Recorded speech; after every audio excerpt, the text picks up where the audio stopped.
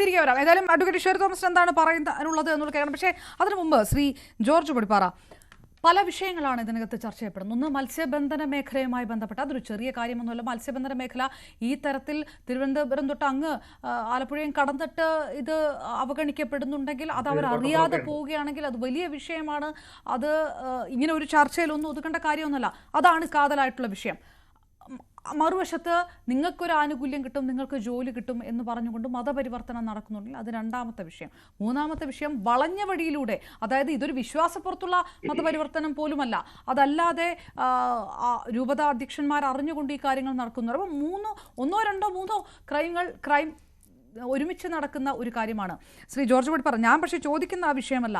നിർബന്ധിത മതപരിവർത്തന നിരോധന നിയമം വേണമെന്നൊക്കെ പറഞ്ഞ് വലിയ തരത്തിലുള്ള പ്രതിഷേധം ഒരു വശത്ത് നടക്കുമ്പോൾ, ഈ പ്രതിഷേധിക്കുന്നവർക്ക് വടി കൊടുക്കുന്ന ഒരു നിലപാട് ഇങ്ങനെ ഇത് ക്രൈസ്തവ സഭകൾ അറിഞ്ഞുകൊണ്ടും അധ്യക്ഷന്മാർ അറിഞ്ഞുകൊണ്ടുമാണെങ്കിൽ പ്രതിരോധിക്കാൻ പോലും ഒരു ശബ്ദം പോലും ഉയർത്താൻ പറ്റാത്ത രീതിയിലേക്ക് കാര്യങ്ങൾ പോകും. മറുവശത്തിന് ഇങ്ങനെ അടിക്കാൻ വടി കൊടുക്കാൻ എങ്ങനെ ധൈര്യമുണ്ടാകുന്നു ബിഷപ്പ് ഹൗസുകൾക്ക് എന്നൊരു ചോദ്യം ഞെട്ടലോടെയാണ് ഞാൻ ചോദിക്കുന്നത്. ഇതിനകത്ത് ഇത് ഉന്നയിക്കുന്ന വിഷയം വളരെ സങ്കീർണമാണ്, അതേസമയം തന്നെ വളരെ ഗൗരവ സ്വഭാവമുള്ളതുമാണ്.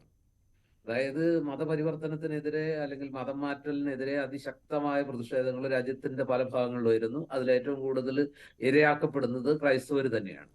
അതിനെതിരെ രാജ്യവ്യാപകമായിട്ട് പ്രതിഷേധങ്ങൾ വരുന്നു. ഏറ്റവും ഒടുവിലെ കന്യാസ്ത്രീകളുടെ എപ്പിസോഡ്, അതിൽ ഈ രാജ്യത്തെ മതനിരപേക്ഷ കക്ഷികളെല്ലാം, ജനാധിപത്യ കക്ഷികളെല്ലാം അതിശക്തമായിട്ട്, കേരളത്തിൽ മാത്രമല്ല പാർലമെന്റിനകത്തും പുറത്തുമൊക്കെ ശക്തമായ ഇടപെടൽ നടത്തി. ഒടുവിൽ BJP പോലും അതിന് വഴങ്ങിക്കൊണ്ട് ജാമ്യവ്യവസ്ഥകൾ, വലിയ ജാമ്യത്തിനെ എതിർക്കാതെ ഒരു പരിധിവരെ അവരും അതിനോട് അനുഭാവപൂർണ്ണമായിട്ടുള്ള നിലപാട് സ്വീകരിച്ചു എന്നുള്ളത് നമ്മൾ കണ്ടതാണ്. പക്ഷെ ഇവിടെ വരുന്നൊരു പ്രശ്നം എന്താന്ന് വെച്ചാൽ, ഈ മതപരിവർത്തനത്തിന് ഇത്തരം സംഭവങ്ങൾക്കെതിരെ ശബ്ദമുയർത്തുമ്പോൾ ഇങ്ങനെ മതപരിവർത്തനത്തിന് അത് പ്രത്യക്ഷമായിട്ടോ പരോക്ഷമായിട്ടോ ഏതെങ്കിലും രീതിയിൽ ക്രൈസ്തവ സഭകൾ ഒത്താശ ചെയ്യുന്നുവെങ്കിൽ അവർക്ക് ഇത്തരം സംഘടനകൾ, സംഘപരിവാർ സംഘടനകളാവട്ടെ അല്ലാത്തവരാകട്ടെ, അതിനെതിരെ നടത്തുന്ന പ്രക്ഷോഭങ്ങൾക്കെതിരെ ശബ്ദിക്കാൻ, പ്രതിഷേധിക്കാനുള്ള ധാർമ്മിക അവകാശം നഷ്ടപ്പെടുകയാണ്.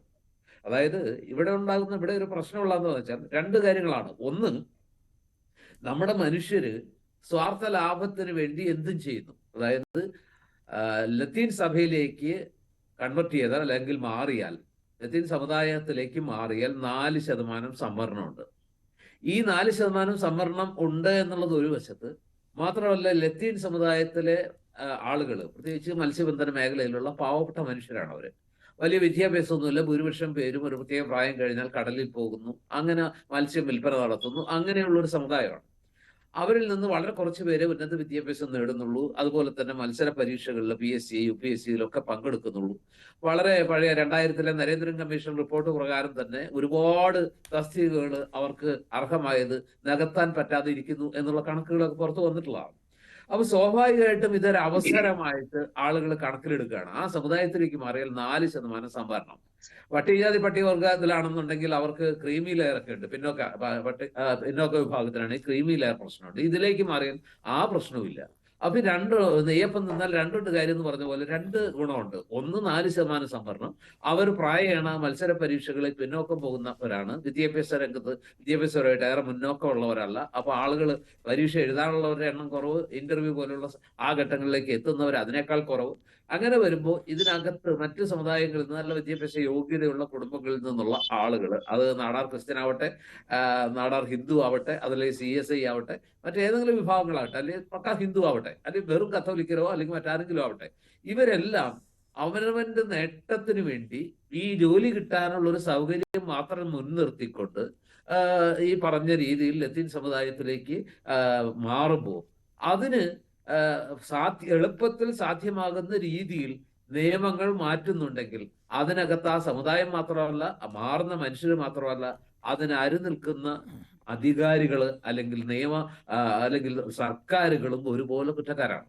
ഇവിടെ ഇപ്പൊ അച്ഛൻ പറഞ്ഞ പോലെ, അല്ലെങ്കിൽ വിഷ്ണുപുരം ചന്ദ്രശേഖരൻ പറഞ്ഞതുപോലെ, ഇത് 2.5 ലക്ഷം പേര് ഇത്തരത്തിൽ മാറിയിട്ടുണ്ടോ, അല്ലെങ്കിൽ ഈ രീതിയിൽ ലത്തീൻ കത്തോലിക്ക സഭയിലേക്ക് മാറി ഗസറ്റിലൊക്കെ ഇപ്പൊ ഇതിനകത്ത് അത്യാവശ്യം സങ്കീർണതകളൊക്കെ ഉണ്ടല്ലോ. അതായത് ഇങ്ങനെ മാറിക്കഴിഞ്ഞിട്ട് സർട്ടിഫിക്കറ്റ്, ഇപ്പോൾ ബിഷപ്പിന്റെ സർട്ടിഫിക്കറ്റ് കിട്ടിയാൽ ആദ്യം തന്നെ 2-3 ആഴ്ച അതിനകത്തേക്ക് മാറുന്നു, 2-3 ആഴ്ച പള്ളിയിൽ പോകുന്നു, അങ്ങനെ അച്ഛൻ കുടുംബ രജിസ്റ്റർ ചേർക്കുന്നു, അവർക്ക് ആ സർട്ടിഫിക്കറ്റ് കിട്ടിയാൽ പിന്നെ നേരെ ബിഷപ്പിന്റെ ഒരു സർട്ടിഫിക്കറ്റ്, സമുദായ അംഗമാണെന്നുള്ള സർട്ടിഫിക്കറ്റ് കിട്ടുന്നു.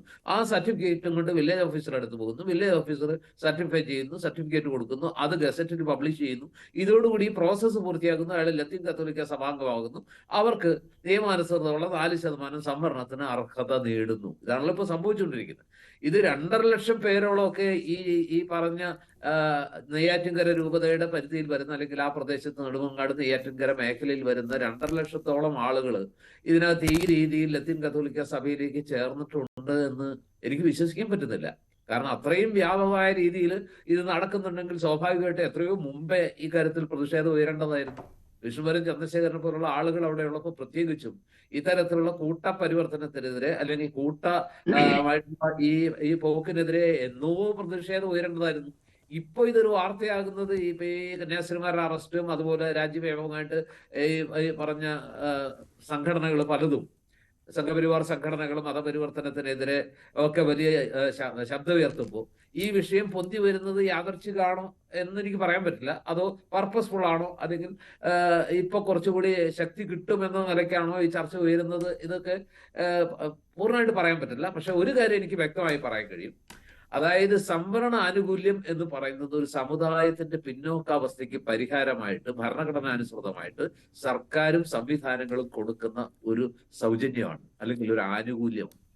ഈ ആനുകൂല്യം അർഹതയില്ലാത്തവർ കൈയടക്കുക എന്ന് പറഞ്ഞാൽ അത് വലിയൊരു അപരാധമാണ്, വലിയൊരു തെറ്റാണ്. ആ സമുദായത്തിലെ അർഹതയുള്ള യഥാർത്ഥ മത്സ്യത്തൊഴിലാളികളോട് പിന്നോക്കം നിൽക്കുന്ന, സാമ്പത്തികമായി പിന്നോക്കം നിൽക്കുന്ന, വിദ്യാഭ്യാസപരമായി പിന്നോക്കം നിൽക്കുന്ന, സാംസ്കാരികമായി പിന്നോക്കം നിൽക്കുന്ന, സാമൂഹ്യമായി പിന്നോക്കം നിൽക്കുന്ന, അങ്ങനെ എല്ലാ അർത്ഥത്തിലും പിന്നോക്കം നിൽക്കുന്ന ആ മനുഷ്യർക്ക് മുഖ്യധാരയിലേക്ക് വരാനായിട്ട് സർക്കാരും സംവിധാനവും ചെയ്തു കൊടുക്കുന്ന ഒരു ആനുകൂല്യത്തെ വളരെ പർപ്പസ്ഫുൾ ആയിട്ട് ഈ സംവിധാനത്തിലെ ശ്രീ ജോർജ് പടിപ്പാറ, ഞാനത് ഇപ്പൊ പറഞ്ഞ പോലെ ഇത് ഈ സമയത്ത് വന്ന ഒരു വാർത്തയാണെന്നുള്ളത് വാർത്ത ചെയ്ത മാധ്യമപ്രവർത്തനം നമ്മുടെ ഒപ്പം, ഞാൻ പ്രദീപിലേക്ക് അതുമായിട്ട് ബന്ധപ്പെട്ട് വരാം. പക്ഷേ ഈ ഇതിനൊരു ചോദ്യമാണ്, നമ്മളും ചോദിച്ചു, എന്ത് വിഷയമുണ്ടെങ്കിലും ഒരു പ്രതിഷേധവുമായിട്ട് രംഗത്ത് വരാറുണ്ട് മത്സ്യബന്ധന മേഖല, അങ്ങനെ ഒരു യൂണിറ്റിയുണ്ട്. പക്ഷേ ഇതൊക്കെ മാനിപ്പുലേറ്റ് ചെയ്യുന്നത് കൊണ്ടാണ് ഇവരൊക്കെ ഇത് ചെയ്യുന്നത് എന്നൊക്കെയാണ് എന്നുള്ള അഭിപ്രായമൊക്കെയാണ് പറയുന്നത്. ഇതിപ്പോൾ വിഷ്ണുവരെ മാത്രമല്ല പറയുന്നത്, ഫാദർ ലാബ്രൻഡി യേശുദാസും നമുക്കൊപ്പമുണ്ട്.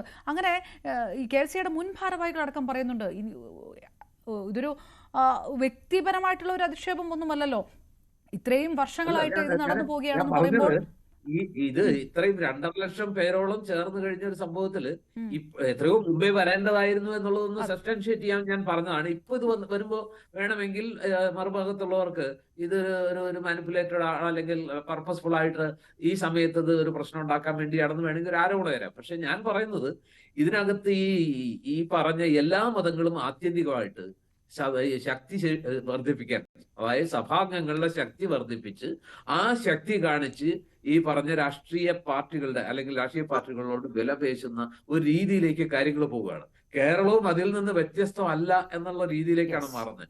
അവിടെ ബലി കൊടുക്കപ്പെടുന്നത് യഥാർത്ഥത്തിൽ അർഹതയുള്ള ഒരു സമുദായത്തിന്റെ താല്പര്യങ്ങളാണ്, അവരുടെ അർഹതയാണ്, അവരുടെ അവകാശമാണ്, അവർക്ക് ഭരണഘടന നൽകുന്ന ആ ഒരു ആനുകൂല്യത്തെയാണ് കവർന്നെടുക്കുന്നത്. അത് പക്ഷെ ആ സമുദായങ്ങൾ വേണ്ടത്ര മനസ്സിലാക്കുന്നുണ്ടോ?